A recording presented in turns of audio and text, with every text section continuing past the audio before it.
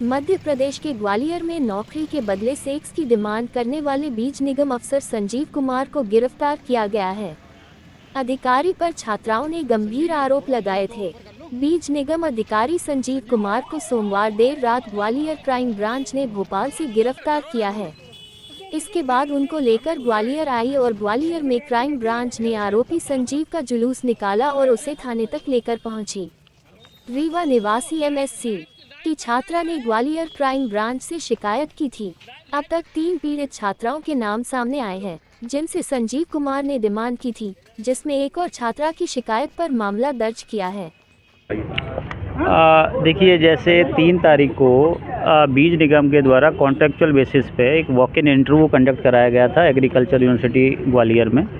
बीज निगम का एक पूरा इंटरव्यू पैनल आया था और उनको कैंपस प्लेसमेंट उन लोगों का चल रहा था। उसी में जितने भी अभ्यर्थी थे उनका इंटरव्यू हुआ है 3 तारीख को।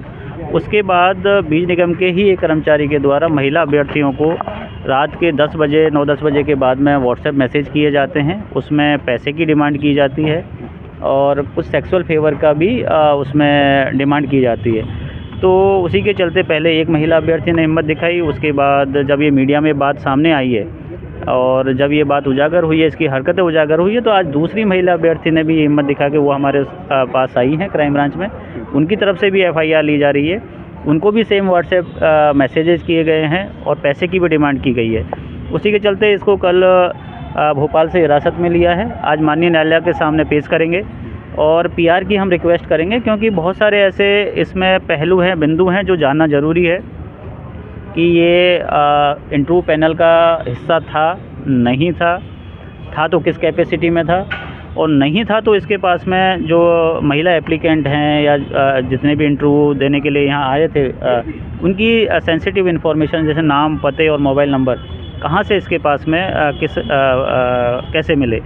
और जिस बेबाकी से इसने जैसे महिला अभ्यर्थियों से हमारी बात हुई, जिस बेबाकी से इसने उनसे सेक्सुअल फेवर मांगा है, पैसे की डिमांड की है, तो ऐसा लगता है कि कहीं ना कहीं ये हैबिचुअल तो नहीं है, क्योंकि इस तरीके के कैंपस प्लेसमेंट चलते रहते हैं। तो ये सारे ऐसे बिंदु है, अकेला कैपेसिटी में काम कर रहा है या कोई एक संगठित ग्रोह है जो इस तरीके की हरकतें करता रहता है। ये सब बिंदुओं पर जांच करने के लिए आज हम इसका माननीय न्यायालय से PR की रिक्वेस्ट करेंगे और एक और FIR इसके खिलाफ। पैसे इसने जैसे अभी जो आज जो महिला अभ्यर्थी आई है उससे लगभग 2 लाख रुपए की इसने डिमांड की है, और फिर बड़ा ही बेशर्मी से इसने कहीं ना कहीं कि अगर पैसे की व्यवस्था नहीं होती है तो मतलब सेक्सुअल फेवर भी इस तरीके से ये जो इसने मैसेजेस किए थे वो व्हाट्सएप मैसेज, कुछ मैसेज इसने डिलीट कर दिए। लेकिन जैसा मैंने बताया कि जो पहली महिला अभ्यर्थी बड़ी ही एक्सपर्ट, मतलब थोड़ी सी होशियार थी और बहुत ही सावधानी से उन्होंने करते उनके स्क्रीनशॉट ले लिए थे।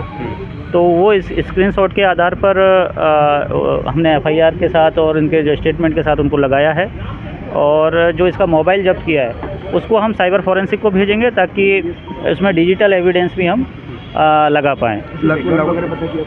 बैकग्राउंड के बारे में इससे अब बीज निगम से हम पूरी जानकारी इसके बारे में रिटन कम्युनिकेशन किया है, कई सारे बिंदुओं पर जानकारी ली है, जैसे कि ये कब से काम कर रहा है।